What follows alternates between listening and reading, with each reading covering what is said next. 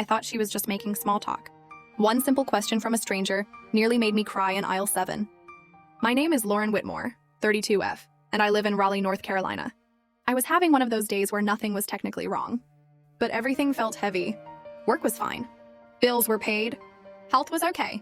Still, I felt empty in a way that was hard to explain. Like I was living correctly, but not meaningfully. That Saturday, I went to the grocery store to restock the basics. Milk, vegetables, something easy for dinner. I moved through the aisles on autopilot, headphones and eyes down. At the checkout line, an older woman stood behind me. Mid-70s, maybe. Short silver hair, bright blue jacket. She smiled the kind of smile people don't use much anymore. Warm, unhurried. When it was her turn to place items on the belt, she noticed the flowers in my cart. Cheap grocery store daisies. She said, "Those are pretty. Who are they for?" I almost said no one. Almost said just because. But for some reason, the truth came out. They're for my apartment. I don't get visitors much. She nodded slowly, then asked a question that caught me off guard. "Are you happy living the life you planned? Or just the life that happened?"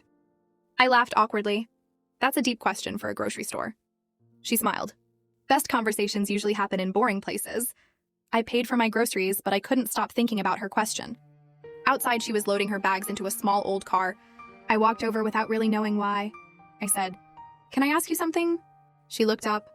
"Of course." I asked, "How do you know the difference?"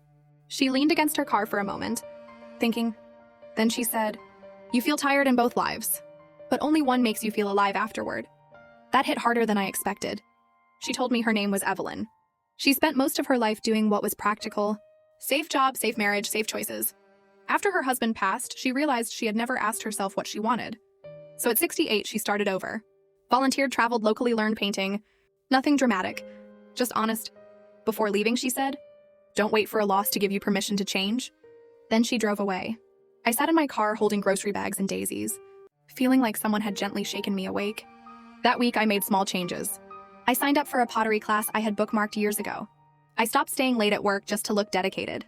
I started calling friends instead of liking their posts. Nothing magical happened overnight, but something shifted. I felt present again. I never saw Evelyn after that.